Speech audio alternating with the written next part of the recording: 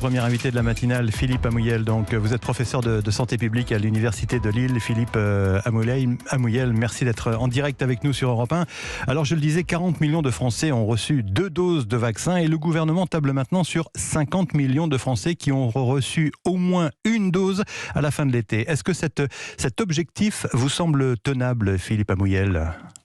Oui, il est tenable dans la mesure où on a des chiffres, bien qu'ils soient en baisse, continuent à être de niveau relativement élevé de vaccination. La question qu'on peut se poser, c'est est-ce que ces 50 millions de Français couvriront bien les Français qui en ont le plus besoin et qui sont le plus à risque dans la vague qui risque de voir apparaître à la rentrée. C'est-à-dire les plus fragiles. Vous savez qu'il reste encore 600 000 personnes en France qui sont susceptibles de faire des formes graves, qui n'ont toujours pas été vaccinées, en particulier des personnes âgées, souvent dans des zones rurales, souvent hors des métropoles. Il est vraiment important d'essayer d'atteindre le plus vite possible ces personnes. On observe un léger recul des prises de rendez-vous pour la vaccination. C'est quoi ? C'est la conséquence normale de la période estivale ? Alors probablement, c'est peut-être également le fait qu'on est sur des migrations de population qui font que les rendez-vous ne se prennent pas aussi facilement. Et là, je parle de personnes qui ont relativement moins souvent accès à ces systèmes de réservation par Internet et qui là nécessiteraient plutôt un aller vers qui a été prôné par le gouvernement au travers des médecins généralistes, des élus locaux ou des pharmaciens par exemple. Et cet aller vers, comme vous dites, peut-être a-t-il été mis entre parenthèses justement à cause de cette période estivale ?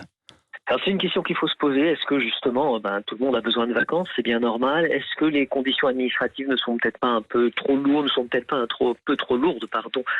pour être simples à être mises en œuvre, en particulier, je vais prendre juste un exemple, où on vaccine en général une dizaine de personnes par jour.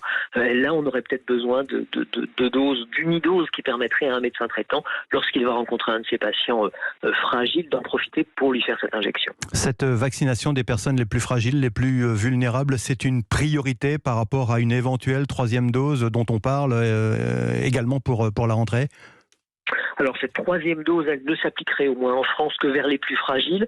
Donc là aussi, elle a son importance. Rappelez-vous que c'est les EHPAD qu'on a vaccinés en premier. En revanche, en effet, une 3e dose généralisée, pour le moment, il serait plus important d'essayer de couvrir cette population qui est tout à fait susceptible de venir engorger malheureusement nos réanimations. Est-ce qu'on a suffisamment de recul, Philippe Amouyel, pour évaluer l'efficacité du pass sanitaire sur la vaccination, sur l'incitation à la vaccination ? Alors aujourd'hui, on peut imaginer que c'est quand même ça qui a entraîné ce changement de pente, cette accélération de la vaccination qu'on a observé après le discours du président de la République aux alentours du 12 juillet. Et en effet, on a rattrapé en quelque sorte le retard qu'on avait sur les plus gros pays européens comme le Royaume-Uni ou comme l'Italie par exemple. C'est ce qui a fait justement qu'on se retrouve mieux que dans le peloton de tête. Je disais dans le duo de tête, seul l'Espagne est devant nous, je crois.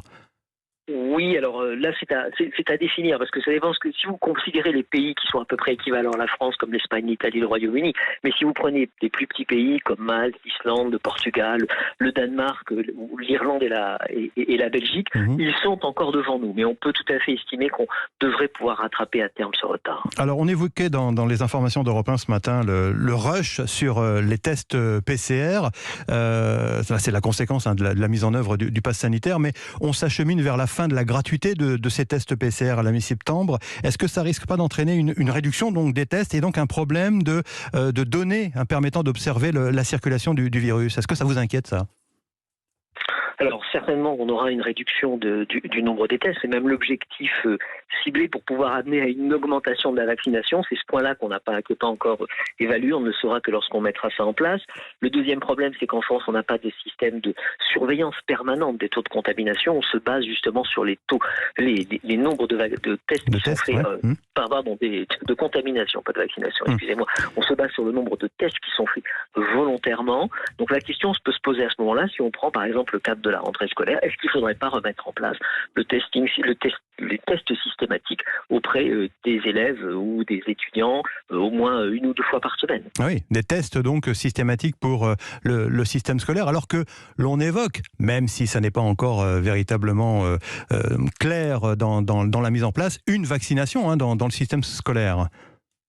Oui, alors ça, ce serait quand même une solution importante dans la mesure où on sait qu'au moins pour les plus de 12 ans et tous les adultes qui sont dans le système scolaire, on pourrait là encore avoir une vaccination systématique qui réduirait énormément le risque. Il faut savoir qu'avec ce variant Delta, on a une circulation chez les plus jeunes qui a complètement changé. Elle est 10 fois supérieure à celle qu'on a connue en juin, et en particulier chez les 0 à 9 ans, qui a été relativement peu touché. Là, on observe également une augmentation très importante. Donc, c'est là que le virus va se multiplier et sera potentiellement la source de nouvelles contaminations et de nouvelles vagues. Jean-Michel Blanquer, le ministre de l'Éducation nationale, assure que la vaccination des enfants de moins de 12 ans n'est pas d'actualité. Mais alors justement, vous pensez que ce variant Delta risque de changer la donne ? Oui, il va risquer de changer la donne, c'est certain. En revanche, il faut d'abord attendre les résultats des essais des vaccinations chez les moins de 12 ans.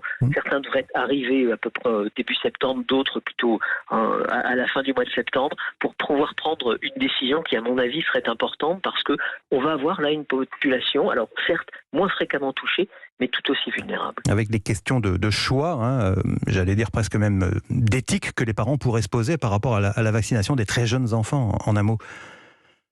Oui, il va y avoir cette question-là à discuter, mais il va falloir voir si on peut maintenir avec un tel variant, un tel variant aussi contagieux, des écoles ouvertes sans avoir à être obligé de fermer école après école.